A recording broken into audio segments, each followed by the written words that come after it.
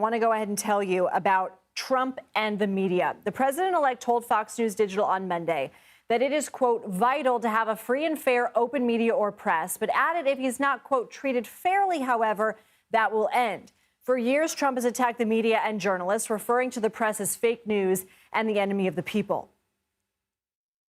Can we ask you some more questions then, sir? It doesn't bother me at all, but I like real news, not fake news. You're fake news. It's election interference fraud. And 60 Minutes should be taken off the air. They should. And CBS should lose its license. That's a lot of fake news back there. Some are actually good and some are just absolutely terrible.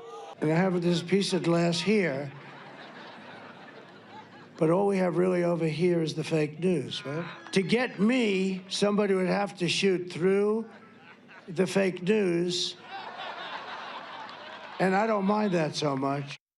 Earlier this year, the president-elect also filed a lawsuit against ABC News and against CBS News just last month over the 60 Minutes interview with Vice President Kamala Harris.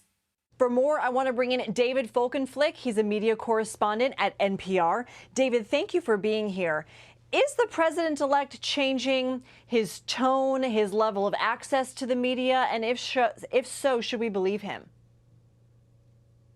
I would say he's striking what is for him a slightly conciliatory tone, given the vitriol he's unleashed on the campaign trail.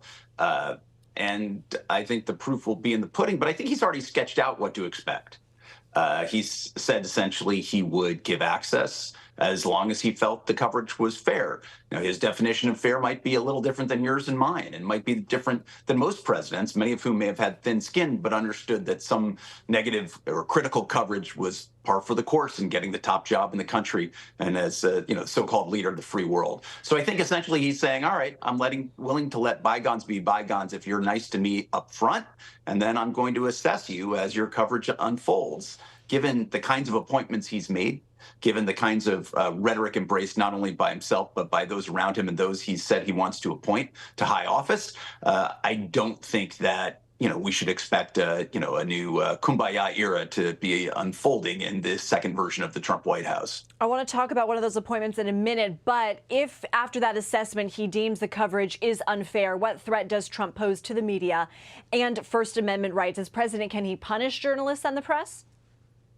Well, there are ways you can do it large and small, ways you can do it formal and informal. I mean, the easiest way to do it in a small route is to, toss a reporter for a given network or news outlet out of the press room. He could decide, as some of his advisors have suggested, essentially eliminating the White House press area inside the grounds of the White House, eliminate that kind of access. He could stop putting out public information on demand for news organizations to draw upon in their reporting. He's also suggested over time a series of acts that would seem to constrain, if not throttle, what we have considered to be free press in this country. Let me give you your viewers a couple of examples. One would be, for example, he's called for the loosening of libel laws that would make it a lot easier for people suing news organizations like yours, like mine, and others to prevail.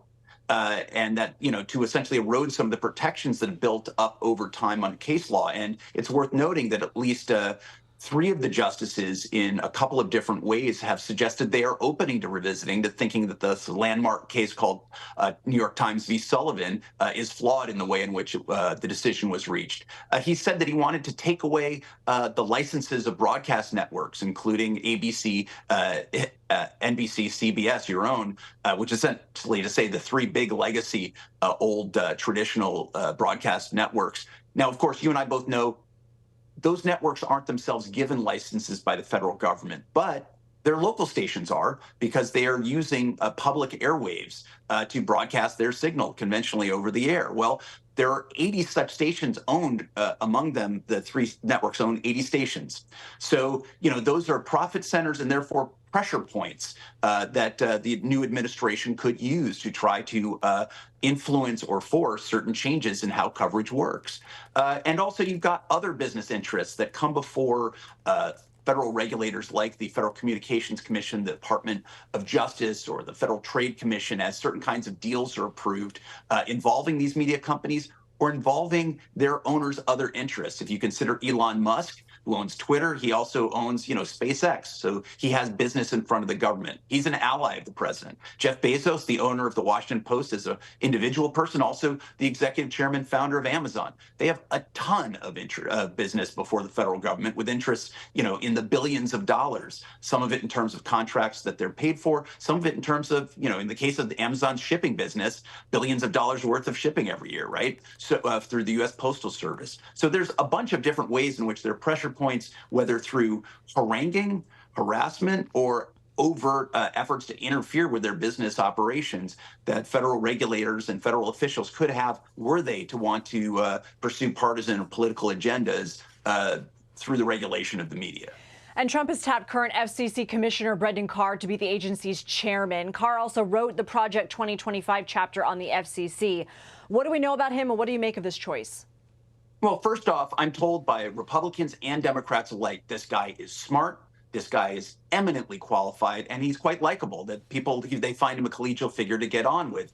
He was described to me as, until recently, a relatively conventional Republican with a deregulatory agenda, which is to say that he wanted to strip away certain kinds of regulations that prevented, for example, greater consolidation of ownership. He argued in the digital era to constrain, old-fashioned media outlets from being able to combine their forces or merge, seemed out of date with the times. But in recent years, he's adopted, certain stances that seem to echo strongly Trumpian themes that seem to me to be kind of highly regulatory. He was a strong backer of Congress, which had bipartisan support in doing this, but enforcing the sale of TikTok in the U.S. From its Chinese owners. Trump originally strongly embraced that. Of late, he has backed away from it. And it's unclear what's going to happen once he takes office, given that that was passed into law. But similarly, Carr has called for a strong look at how broadcast networks operate, because he's pointed out that their licenses of their local stations are to operate in the public good. And he said quite explicitly the points at which that they have business that come before the commission are moments at which they can pressure the networks to be more considerate of the administration's concerns. He would argue on behalf of the public. And similarly, he sent out letters to a number of social media and big tech companies, Apple and Google and Meta, Facebook and Microsoft, saying, they're part of a censorship cartel. Now, notably not among it is X, or Twitter, which is controlled by the president-elect's ally, Elon Musk. But nonetheless, he's arguing that they have been throttling conservative speech, and essentially that only is Musk, uncorking that free speech. But there are those who argue that actually he's trying to enforce a kind of government-mandated sympathy or amplification of conservative figures and conservative talking points. And so this deregulatory figure seems to be awfully interested in the inner workings of speech, some of which it's not clear currently anyway fall under the FCC's portfolio or powers at all. Well, we've certainly covered a lot of ground, much more ground to cover soon. David Folkenflik, please come back. Thank you. You bet.